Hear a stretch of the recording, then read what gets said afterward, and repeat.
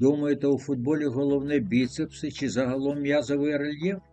Зараз розкажу правду. Грали ми проти шаф з середньою вагою 85 кілограмів. Ми по 65 кілограмів, худі. Вони думали, що розірвуть нас силою та масою. Який результат? 10-4 на нашу користь. Чому? Бо ми грали у футбол. Не в силовий футбол, не в контактний футбол, а в справжній футбол. Запам'ятайте, біцепси та тріцепси у футболі не бігають і не забивають. Працює швидка реакція, ривковий рух по полю, розум, бачення поля і культура пасу та техніка в цілому. Хочеш знати справжню філософію футболу? Підписуйся.